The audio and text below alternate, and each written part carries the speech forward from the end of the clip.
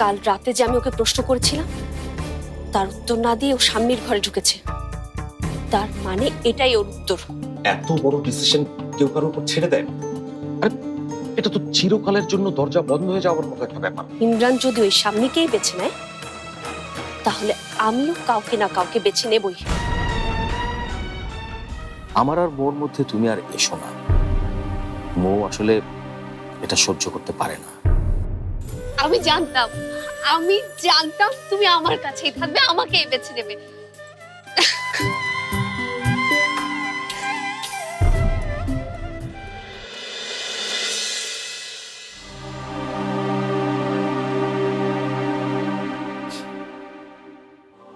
এখনো তাহলে নিজেকে আয়নায় দেখো তুমি আপা?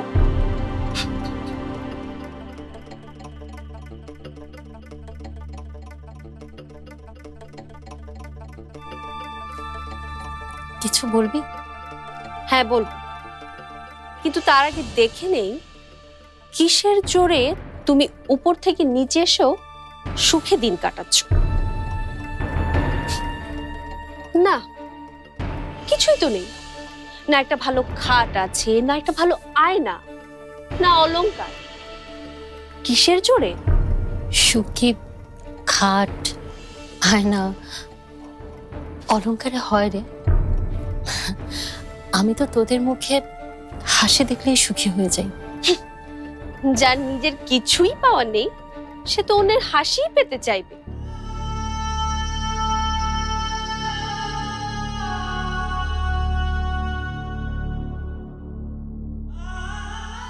আয়না বস।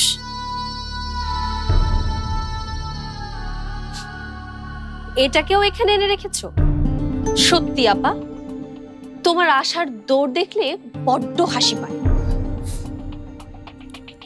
তা হাস না, বললাম তো তোরা হাসলে আমার ভালো লাগে।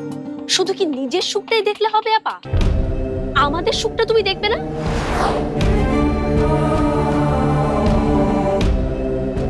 তোর এগুলো চাই?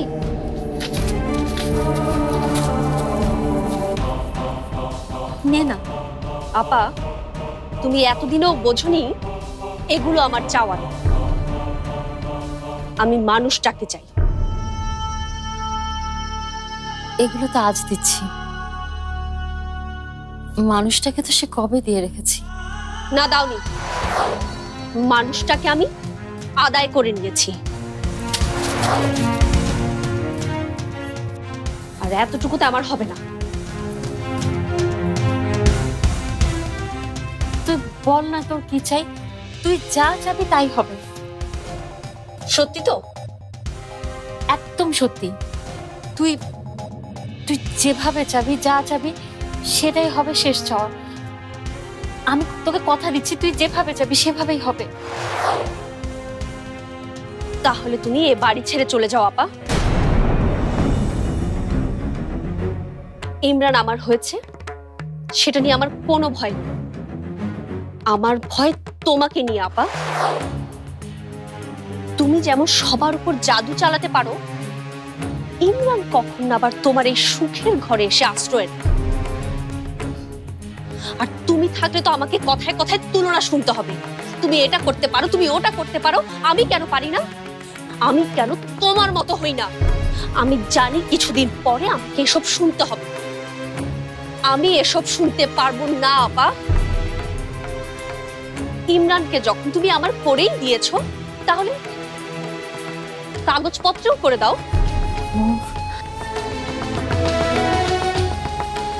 একেবারে ছেড়ে দেওয়ার কথা বলায় তোমার মুখটা কেমন করে উঠছে, তাই না আপা?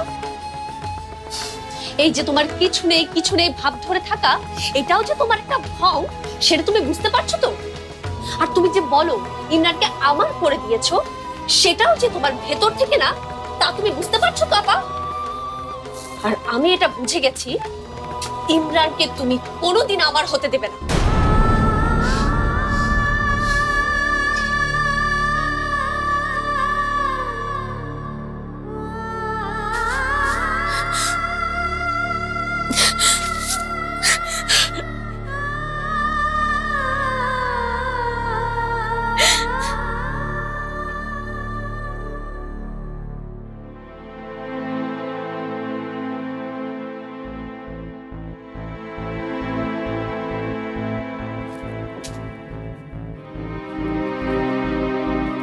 কি খেলছো? Free cell card. একটা চালে আটকে গেছি, খুবই ভেজালের চাল। তুমি কোথায় গিয়েছিলে? আমিও একটা ভেজালের চাল দিয়ে এলাম। ও আচ্ছা, এই কার্ডটা এখানে দিয়ে দাও, তাহলে তো হয়ে গেল। তাই তো। বাহ, তুমি তো দেখছি খুব ভালো খেলা জানো। হুম।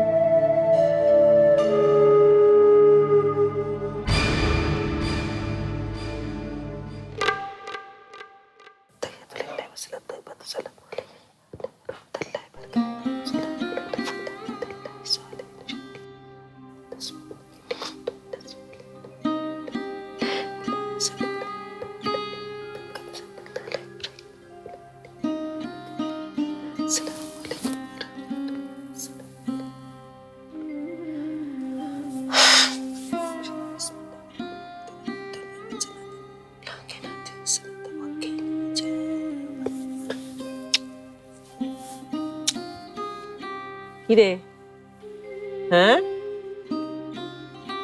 কিছু বলবি? হ্যাঁ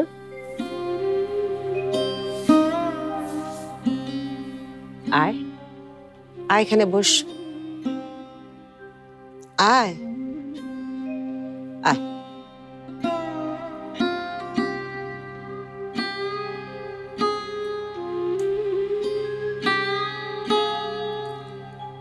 বলবি কিছু?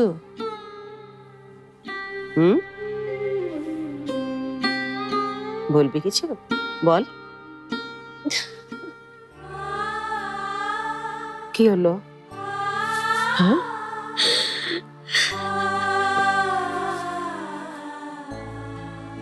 কিছুই সহজ নহে, বেদনা সহজ নহে,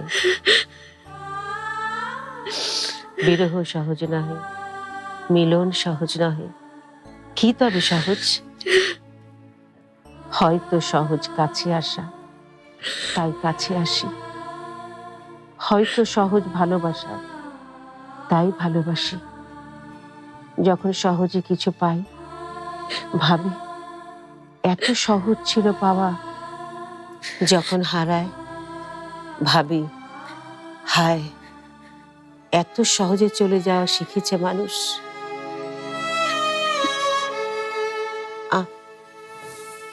আচ্ছা আচ্ছা আচ্ছা আচ্ছা আচ্ছা বাবা, থাক।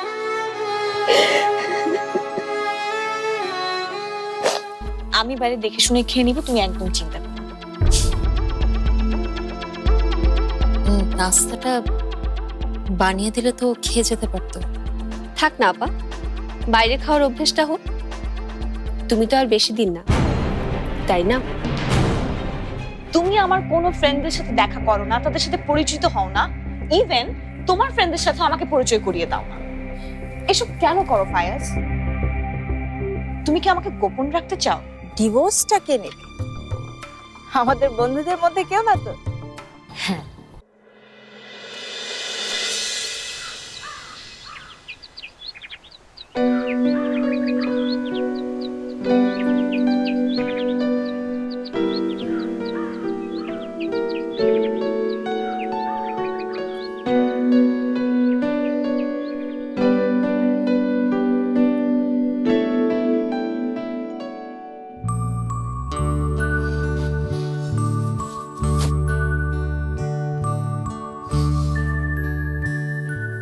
কি হলো? সবার সবার কোথায় যাচ্ছ? বাড়িতে অনেক কাজ, সময় মতো না গেলে তো আমাকে কথা শুনতে হবে। তো মানুষজনের কান কথা তুমি এত শোনো কেন? তুমি তোমার মতো থাকলেই তো। তোমাকে তো আর কথা শুনতে হয় না, যা শোনা আমাকেই শুনতে হবে। দাঁড়াও, কে তোমাকে কথা শোনায়? থাক না, ওসব শুনে তুমি কি করবে? আচ্ছা বলো, আজকে কি তুমি অফিসে যাবে? না গেলে চাটা এখানেই নিয়ে আসছি। আমি আসছি। আচ্ছা।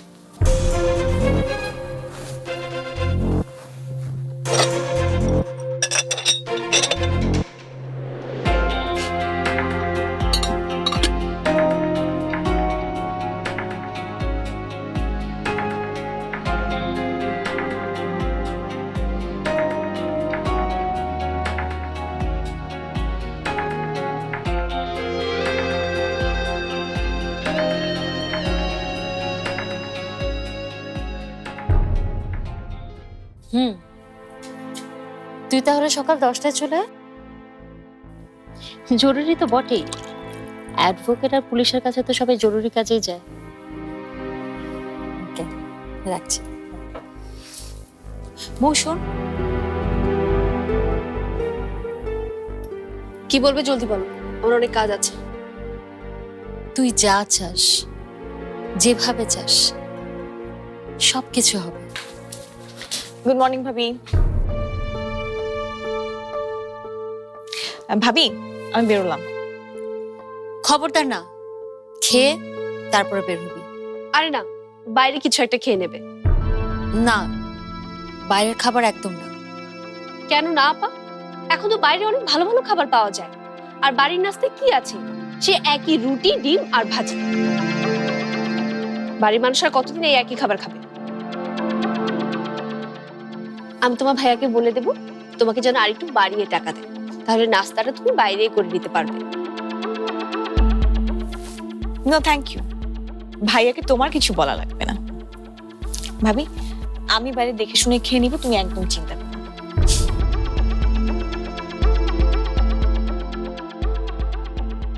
নাস্তাটা বানিয়ে দিলে তো খেয়ে যেতে পারতো।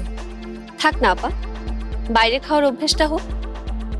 তুমি তো আর বেশি দিন না, তাই না?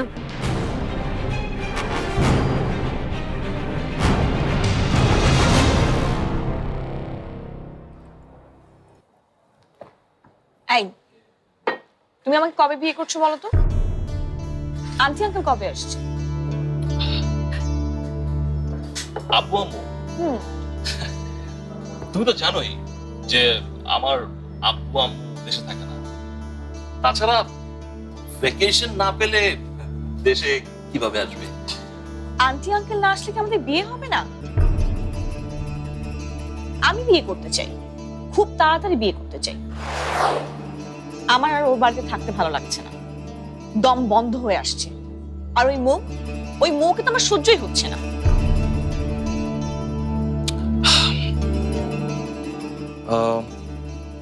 তুমি কি সবকিছু একটু তাড়াতাড়ি ভাবছো না? তুমি বিয়ে করবে কিনা সেটা বল।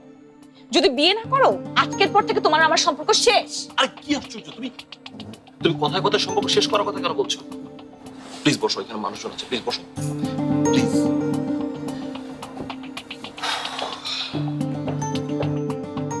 ঠিক আছে, আর বলবো না, এবার করে দেখা।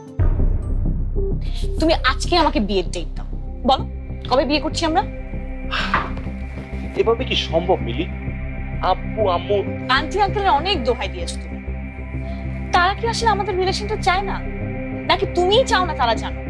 তোমার ফেসবুক অ্যাকাউন্টে পর্যন্ত লেখা তুমি সিঙ্গেল। তুমি আমার কোনো ফ্রেন্ডদের সাথে দেখা করো না, তাদের সাথে পরিচিত হও না, ইভেন তোমার ফ্রেন্ডদের সাথে আমাকে পরিচয় করিয়ে দাও না। এসব কেন করো ফায়াজ? তুমি কি আমাকে গোপন রাখতে চাও?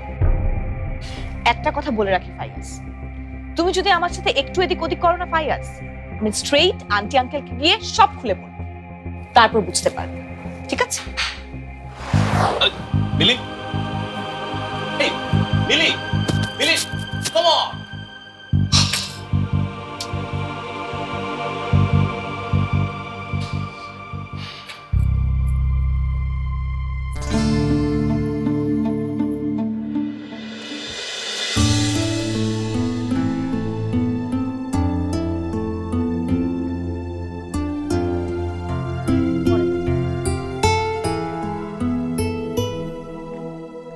সরি, খুব দেরি করে ফেললাম না? হ্যাঁ ঠিক আছে, চা না কফি? আপাতত চাই। বল, আরেক কাপ চা। তারপর কি হয়েছে বল? এত জরুরি তলব, তাও আবার এতদিন পর। আচ্ছা, একটা ডিভোর্স লেটার রেডি করতে তোদের কেমন সময় লাগে রে? সেটা ডিপেন্ড করে, মানে ধর 24 দিনও লাগতে পারে, আবার 24 ঘন্টায়ও সম্ভব। কিন্তু কেন রে, ডিভোর্সটা কে নেবে? আমাদের বন্ধুদের মধ্যে কেউ না তো?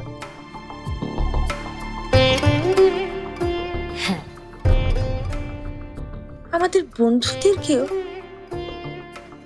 মানে ঠিক বুঝলাম না, কে রে?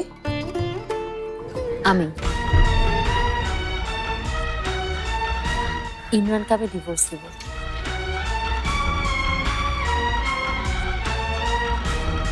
বিয়ের 8 বছর পর একটু ঝগড়াঝাটি হলে না কিছু এসে যায় না সামনে। আর তার জন্য একেবারে ডিভোর্স নেওয়ার সিদ্ধান্তটা না একেবারে বাড়াবাড়ি। ইমরানকে আমি আরেকটা বিয়ে দিয়েছিলাম। কি নাটকে নেমেছিস? গ্লিসারিন ছাড়া ভালোই কাটতে পারছিস। এক কাজ কর, নাটকে নেমে যা, তুই খুব ভালো করবি। আর শোন, এইসব ফাইজলামি করার জন্য তুই অন্তত আমাকে ডাকবি না প্লিজ। তোর মুখ থেকে না এসব শুনতে আমার একদম ভালো লাগে না। শোন,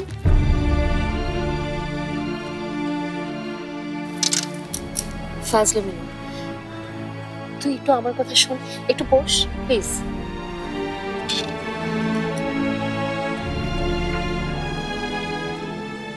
আমি যা বলছি সব জেনে বুঝেই বলছি। হঠাৎ দেখ সামনে, আমি নিজে তোকে 20 বছর ধরে চিনি, আর ইমরানকে আমি 8 বছর ধরে চিনি। তোদের মধ্যে অন্তত এরকম কিছু হওয়ার কথা না।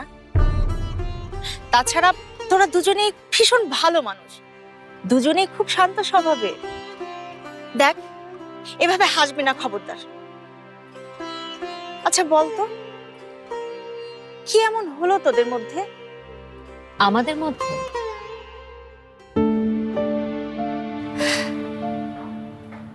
মধ্যে জিনিসটা খুব অদ্ভুত, তাই না? কে যে কখন কার মধ্যে মধ্যবর্তিনী হয়ে যায়। মধ্যবর্তিনী মানে? ইমরান কি কোনো অ্যাফেয়ারে জড়িয়েছে?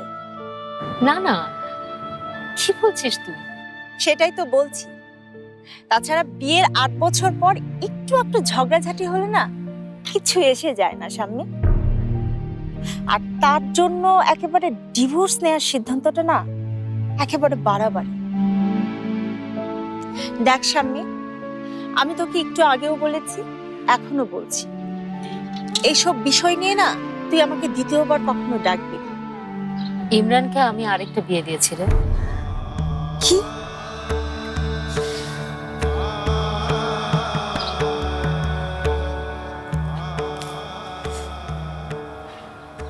তখন বললাম না,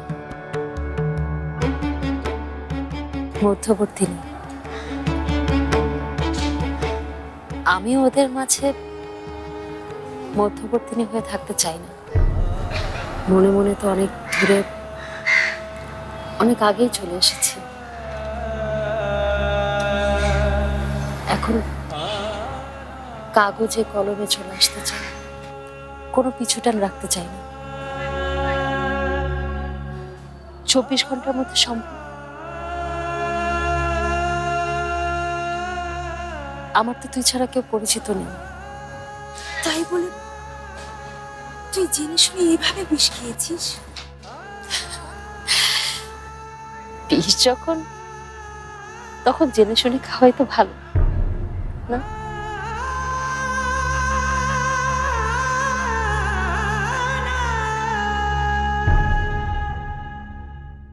তুমি কাল সকালে আমাদের বাসায় আসছো, এটা ফাইন। আমি আসছি না, আমি আসবো না, অসম্ভব। তোমার যা ইচ্ছে তুমি তা করতে পারো। আমি মরে গেলেও কি তুমি আসবে না ফায়াজ?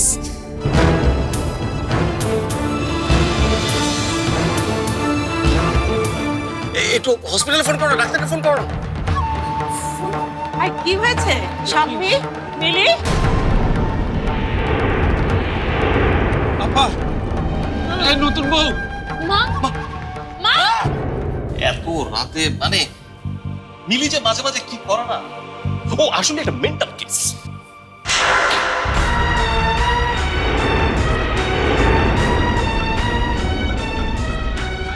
তুমি ফায়াজকে পছন্দ করো না বলে কি মিলির সঙ্গে ফায়াজের বিয়ে হতে পারে না?